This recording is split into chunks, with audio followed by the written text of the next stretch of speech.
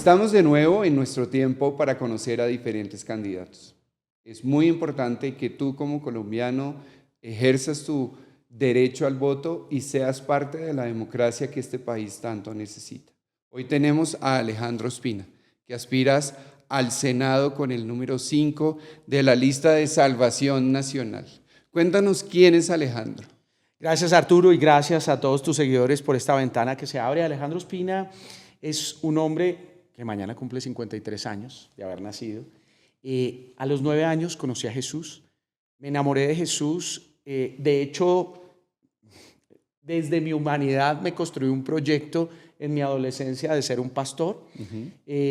Desarrollé mis estudios de colegio, me gradué del colegio y dije, como en la iglesia a la que asisto queremos ganar a los universitarios y profesionales, un buen pastor debería pasar por una universidad. Y fui a la universidad pensando en eso realmente. Estudié ingeniería de petróleos, me gradué, este año cumplo 30 años de haberme graduado de la universidad. He estado ejerciendo durante estos 30 años mi profesión, pero tiempo después, muy poco tiempo después de graduarme, me casé. Estoy casado hace 27 años, será este año. Dios nos ha regalado 4 hijos, un nieto, estando ya con mi esposa, incluso en ese proyecto que te digo que yo me inventé de querer ser un pastor, bueno, hice instituto bíblico y todo lo que debía hacerse para eso. Pero el Señor hace 20 años me trajo luz a un tema que era ciego para mí, y era que yo lo conocía a Él como mi Salvador, pero no como mi Señor. Porque yo estaba tratando de que Él entrara a mi proyecto, que era el de ser pastor. Hasta que un día yo le reclamo y Él me contesta, ¿quién te dijo a ti que yo quiero que seas un pastor? Yo le digo, pero es que te quiero entregar mi vida. Me dice, no me impresiones. Tú nunca me has preguntado. Y yo tengo otros planes para ti. Yo quiero que tú hables a personas que no escucharían a un pastor, que vayas a lugares donde las puertas no están abiertas para un pastor y que seas luz y sal en esos lugares. Que seas testimonio ante gente del gobierno, ante gente de influencia. Y yo me voy muriendo de miedo como el Moisés de la zarza y le digo, venga, no, pero ese sí no soy yo. O sea, es que yo no tengo dinero, yo no le saqué todas mis excusas. Y yo, estás listo, porque ahora sí vas a depender de mí. Ahora sí te vas a meter en mi proyecto y vas a tener que confiar en mí. Y desde ese día, literalmente, Arturo, Dios empezó a hacer cosas extraordinarias.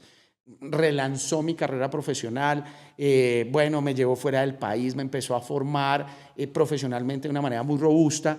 Me vincula, yo estaba en ese momento en el Ministerio de Minas y Energía, pero de verdad era cumplir el mandato del que no trabaje, que no coma, pero eso ya lo transformó, me trajo de nuevo al sector privado en una posición muy, muy, muy beneficiosa, digamos, para mi crecimiento profesional, y empezó a llevarme allí. Hace 15 años, de repente, estoy en una ruta para ser presidente de la compañía para la que trabajaba. Eso era literalmente lo que la empresa estaba haciendo conmigo, pero vino una crisis.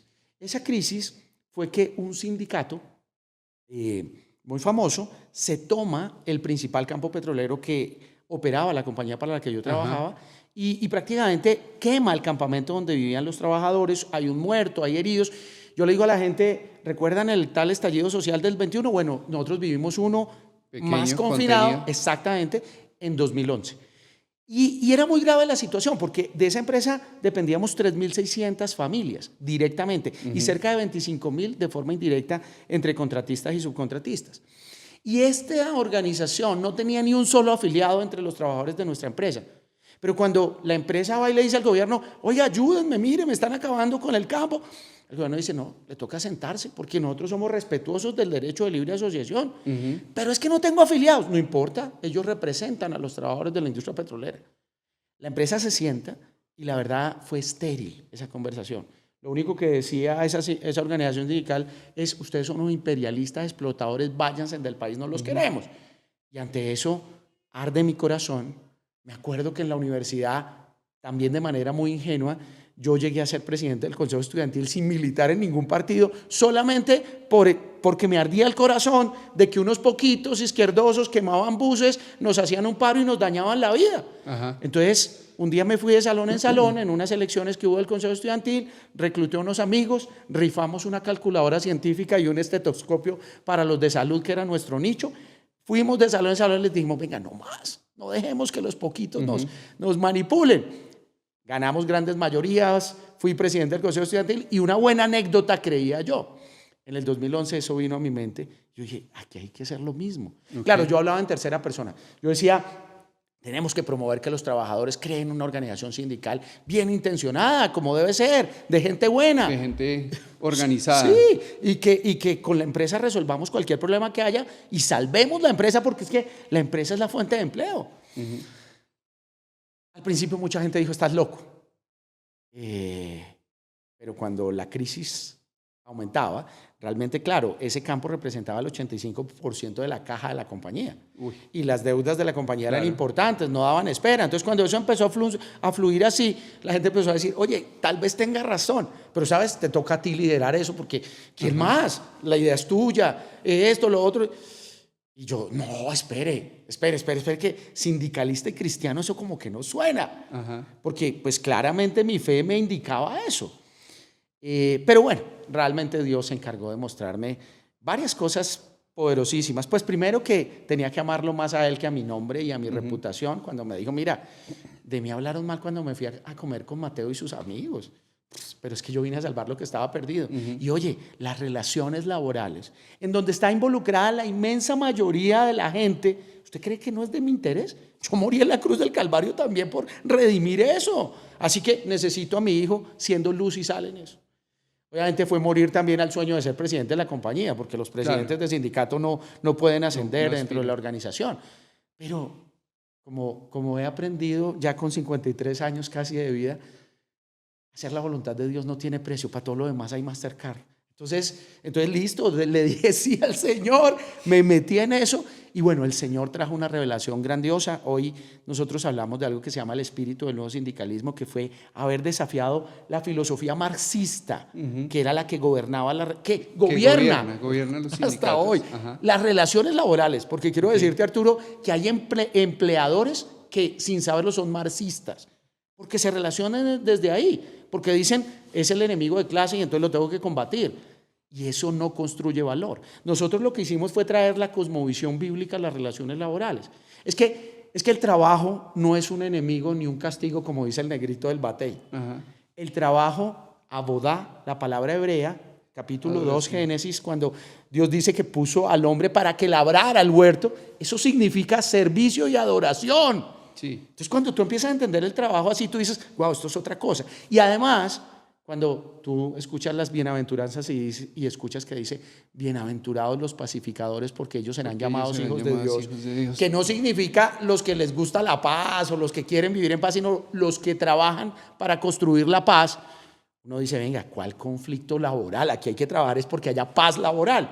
Y sobre esos principios de que Dios le dice a los empleadores, oiga, cuidadito con retrasarle el jornal a esta gente, porque si esa gente se queda conmigo, te las ves conmigo. Y al trabajador que le dice, ven, es que tú no trabajas para tu jefe humano, trabajas para mí, yo te estoy viendo. Sobre esos paradigmas es que se puede construir una relación laboral como la que necesita el siglo XXI, donde la productividad ya no es un deseo, es una necesidad, donde tenemos que aprovechar al máximo cada detalle, donde tenemos que ser responsables con el ambiente, con la sociedad. Ahí necesitamos una relación como esta. Y eso pues ha sido realmente exitoso, eso nos ha permitido de verdad salvar empresas, empleos. Más de 22,000 personas han sido nuestros afiliados durante estos 15 años. No porque no haya habido problemas, hemos tenido paz laboral. Más de 7,000 peticiones, quejas y reclamaciones, porque además esto no es discurso, esto es acción. Entonces creamos un sistema para atender a la gente, para identificar rápido cuando tenía un problema y acompañarlo a resolverlo, no ahondarlo para justificar nuestra existencia. Entonces todo eso ha sido de gran bendición, de gran éxito. Pero fíjate algo, cuando viene el 2021 y cuando yo veo las calles inundadas de una minoría, como era en nuestro caso en el 2011, que se apropió de nuestra voz, nos están matando. Y la mayoría no nos estaban matando, que es una carreta, pero estábamos en la casa viendo por televisión, pasivos y silenciosos. El Señor me dijo, es lo mismo de la universidad, es lo mismo de donde nació el sindicato. Ahora la nación necesita despertarse. Y desde ahí empezó un deseo profundo en mi corazón de poder ser un instrumento de Dios para despertar lo que yo llamo la reserva moral de Colombia. Que somos la gente de principios, de valores, la gente creyente en Dios. los que estamos llamados a ser sal de la tierra y luz del mundo. Que mientras estemos callados, pasivos y bien portados, pues los malos terminarán gobernando como hoy lo están haciendo en Colombia. La tendencia es, en Colombia, yo no voto porque siempre es lo mismo. Ajá. O yo voto, pero va a seguir siendo lo mismo. ¿Qué diferencia puedes hacer tú desde el Senado en la mente de esas personas? Súper. Pues lo primero es ofrecer una alternativa. Porque mucha gente dice, yo no voto porque todos son unos ladrones.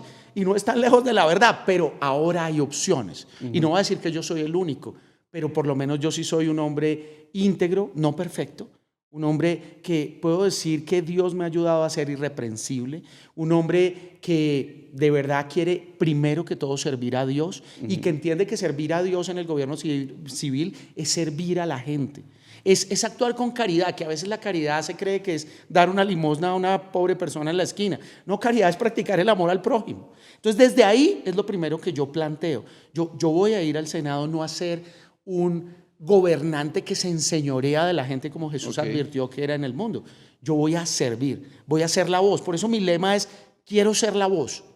Porque además eso es. El Poder Legislativo es una asamblea representativa. Ajá. Y a eso debemos ir. Entonces, por ahí empiezo. Entonces, arrancas por ahí, ser la voz del que no tiene voz. Exacto. ¿Y cómo se concreta eso? El Senado tiene la particularidad de que hace control político al Ejecutivo y propone leyes. ¿Qué propuestas de leyes tienes? Claro, mira, hay 3 pilares, pero voy a empezar diciéndote, yo quiero ir al Senado más bien a acabar con leyes. ¿A acabar con Sí, leyes? es que necesitamos un país que sea más transparente, más fácil para vivir, no un aparato monstruoso como el que nos han construido que se quiere convertir en nuestro Señor. Entonces, por supuesto que habrá que hacer reformas a leyes, por supuesto que habrá que proponer algunas, sin duda, pero tengo más en mi lista de las que quiero derogar que las que quiero promover, porque lo que necesitamos es un Estado pequeño, muy eficiente, concentrado en 2 funciones que son las fundamentales desde la cosmovisión bíblica, entre otras, seguridad y justicia. Entonces, un Estado pequeño, eficiente, enfocado en seguridad y enfocado en justicia. Ahora, tengo 3 pilares de lo que va a ser mi gestión como senador, porque pues obviamente yo no soy Dios, claro. Yo no pretendo serlo. Yo tengo 3 pilares identificados. Primer pilar, seré la voz de los que defendemos la vida, la familia y la libertad. Vida, familia, libertad. Arranquemos con vida. Exacto. ¿Vida cuándo? Mira, desde la concepción hasta la muerte natural. No seremos un país próspero, hermoso, abundante como podemos ser mientras sigamos asesinando a los niños en los vientres de sus madres. Entonces Alejandro es pro vida. Total. Entonces, mientras sigamos asesinando a los niños, y ojo con esto que voy a decir, y matando en vida a las mujeres a las que engañamos diciéndoles que eso es un método anticonceptivo o un derecho sexual y reproductivo. No desconozco el reto que significan los embarazos no deseados, pero para eso hay respuestas desde la vida. La adopción. Soy un convencido de que somos nosotros. Es que miren, si los creyentes en Colombia entendiéramos esto, no habría huérfanos. Sí, es cierto. Tan sencillo como eso. Entonces, ahí ya hay una respuesta. Pero además también el empoderamiento de las mujeres vulnerables que están en un embarazo difícil. Estuve la semana pasada en una fundación, Latidos de Amor se llama, y me cuentan cientos de casos de mujeres que llegaron allá buscando un aborto y lo que recibieron fue un apoyo mínimo, un apoyo nutricional durante su embarazo, un apoyo en capacitación para asumir la responsabilidad que tenían, y hoy son madres. Y están orgullosas de serlo y están levantando una generación que puede ser la respuesta para esta nación. Pero entonces, ¿cómo desde el Senado puedes luchar por la vida? Hay una ley que facilita el asesinato de los niños en vientre hasta la semana 24. Realmente es un fallo de la Corte Constitucional que de manera incorrecta, en mi opinión, y siendo respetuoso de ese poder, ha interpretado la Constitución desde su perspectiva progresista y wokista. Pero el origen, el espíritu de la Constitución es que la vida es un derecho inalienable. Y que no me vengan a decir a mí que es que no hay vida en el vientre, porque entonces, ¿por qué? Y no voy a hablar religiosamente, porque entonces hacemos el método Mozart de la estimulación temprana, que desde el vientre se estimulan a los niños. Si no hay vida, entonces ¿por qué? Sí, o sea, y claro, les puedo citar el Salmo 139, pero hablemos en ese contexto también. Entonces, no, miren, yo lo que estoy viendo es que en Colombia sí tenemos una sociedad que ha sido fuertemente permeada por el progresismo y el wokeismo. Por eso se ha fracasado en los referéndums que se han tratado de organizar por la vida. Entonces, lo que yo estoy viendo es que en el Poder Legislativo lo que sí podemos hacer de manera inmediata, como una medida transitoria para avanzar a resolver esto de fondo, es crear una ley para defender los derechos de los nasciturus, es decir, de los niños no nacidos. Entonces, somos un país que le ha concedido derechos al río Atrato, que le da derechos a los seres sintientes como llaman a las mascotas. ¿Me van a decir que no le van a dar derecho a los niños y a las niñas? Sí, y esto es práctico. Por ejemplo, cosas como las que hace Latidos de Amor. ¿Saben cómo estas mujeres deciden no abortar? Cuando escuchan el corazón. Perdóname que se me quiebre la voz, pero es que esto es clave, ¿sí? Entonces, si tenemos en la ley que listo, mujer, mira, tú de verdad te vamos a ofrecer una ruta de la vida y no una de la muerte. Hoy una mujer llega ante un médico y su protocolo primero es ofrecerle el aborto. Sí. Vamos a cambiar eso. No, vamos a darle todas las opciones de la vida, ¿sí? Pero aún si la persona dice, no, yo quiero abortar, listo, primero te sometes a una ecografía y vas a ver a tu hijo y tú decidirás si vas a asumir la responsabilidad. Con eso creemos que vamos a empezar a transformar eso. Pero además, le vamos a dar la posibilidad de que ese niño o esa niña tenga un representante legal. Y a través de fundaciones, de iniciativa de gente creyente, podamos defender los derechos de ellos cuando hayan conflictos. Por ejemplo, recuerde usted el caso aquí en Colombia, donde un papá no quería y se impuso la voluntad de la mujer. Oiga, venga, no, aquí hay otra tercera parte. Es que no podemos seguir matando, por ejemplo, a la otra víctima de una violación, diciendo que es que para proteger los derechos de la mujer que fue violada, mientras ni siquiera tenemos cadena perpetua para los violadores. Sí. Oiga, pongamos los caballos delante de las carretas. Tenemos vida, sí, y una propuesta para proteger a los nascituros. Para los que están viendo esto, un nascituro, la Constitución reconoce a todo colombiano una vez sale del vientre de la madre. Antes de ese evento, el nascituro es el bebé en vientre. Y no hay leyes reales que protejan eso. Por eso el fallo de la Constitución es una ley. ¿De acuerdo? Sí, se hace. Entonces, esa ley existe, sí, con justicia.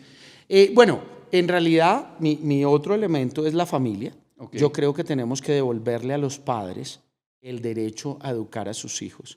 Y esto también tiene que ser un trabajo progresivo, porque como está hoy el país, tú devuelves esos derechos inmediatos y capaz es que se van a buscar a los progresistas y a los wokeistas para que destruyan a sus hijos. Entonces aquí hay que hacer un trabajo conjunto. Eso no solo se hace con leyes, se hace con control político también. Ajá. Para que las instituciones del Estado, que ojalá, como decía al principio, fueran las mínimas posibles, en este proceso de transición hacia un modelo de república con una visión judeocristiana, que es la que yo sueño para Colombia, pueda ser realidad, pues tendrán que empezar a trabajar para desmarcarse del wokeismo, del progresismo, que es que nos dijeron en la Constitución del 91, es una perversa interpretación de la separación institucional de Iglesia y Estado, que es correcto. O sea, que las dos instituciones estén separadas, sean autónomas, independientes y además iguales.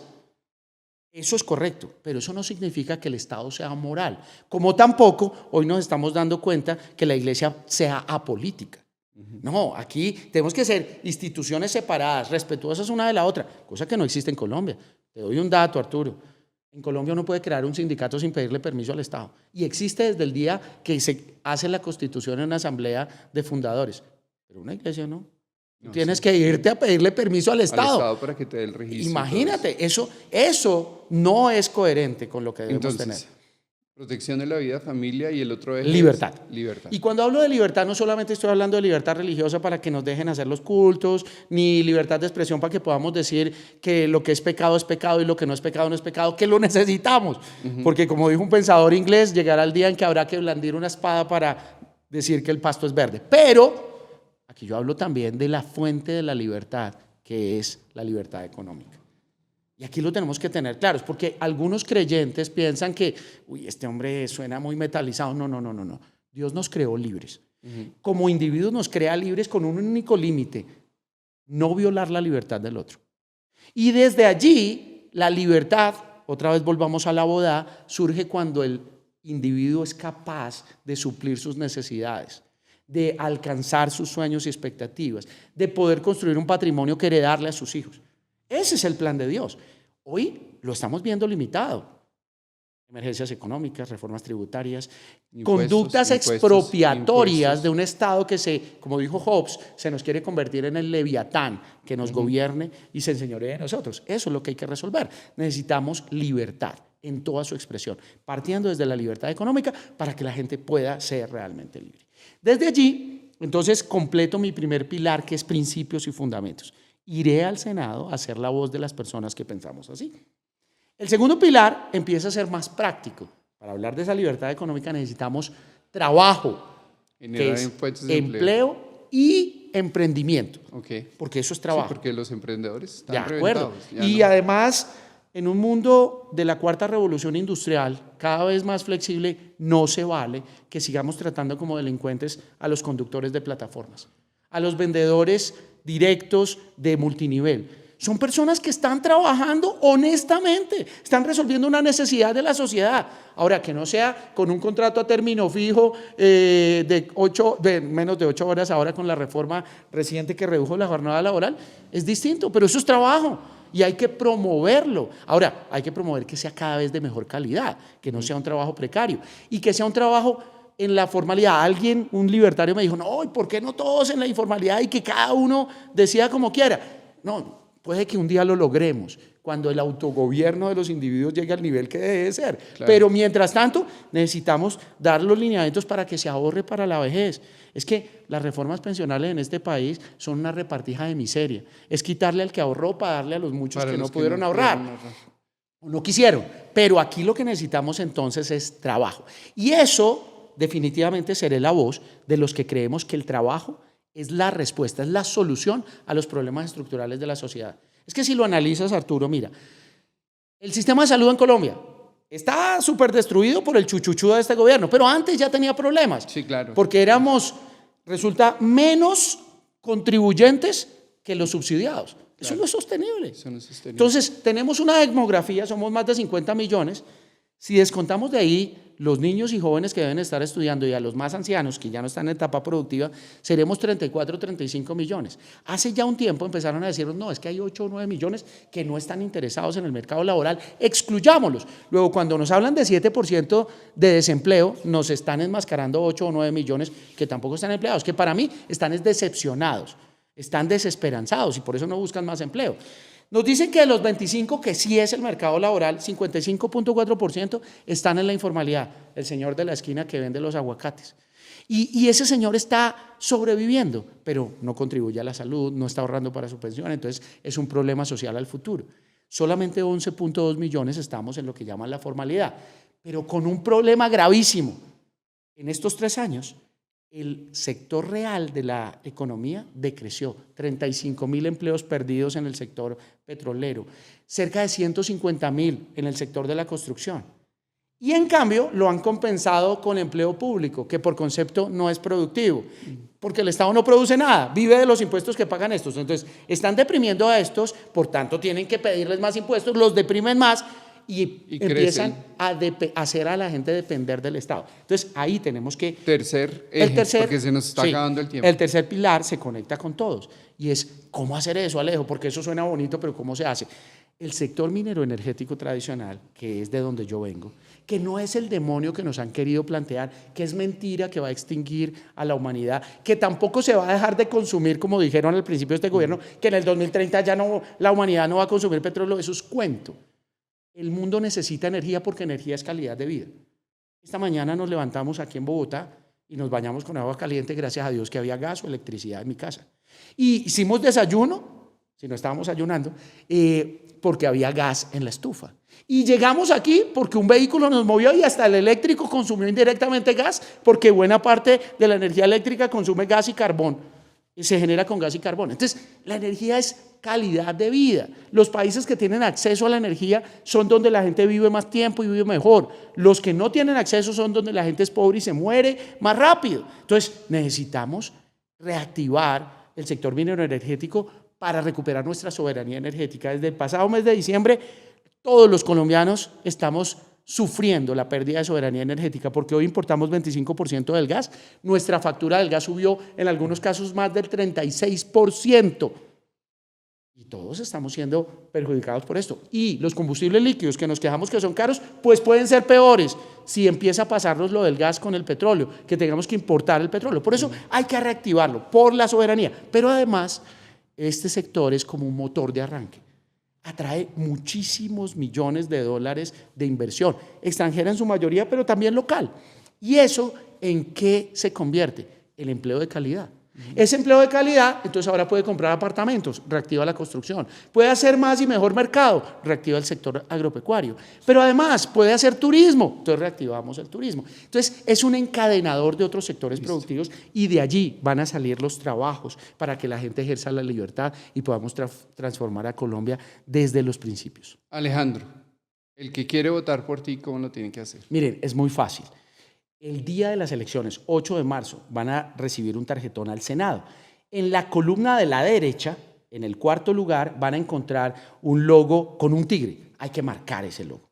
Y luego, a la derecha de ese logo, van a encontrar una lista de números. Como la gente que te sigue es juiciosa y se saca 5 en las evaluaciones, marca el 5. O le pone los 5 sentidos para que lo recuerden y marca el 5. El tigre, número 5 por la Salvación Nacional, ese es Alejo. Pero yo quiero decir algo más. No los necesito solo a ustedes, necesito a todos sus contactos de WhatsApp. Así que por favor síganme, búsquenme en las redes sociales, unámonos a los grupos de WhatsApp que hemos creado. Por favor, cuando vean mis contenidos, compártanlo en sus estados. Díganle, mire, conocí a alguien distinto, alguien que puede empezar a ayudar a transformar, a ser un instrumento de Dios para la transformación de nuestra nación. Y así vamos a lograrlo. Alejandro, muchas gracias. Gracias a ustedes, audiencia. Otro candidato, Alejandro Ospina, el número 5 en la lista de Salvación Nacional, la lista del Tigre. Otra opción para que usted pueda escoger. Vote y hágalo correctamente. Hágalo informado. Gracias.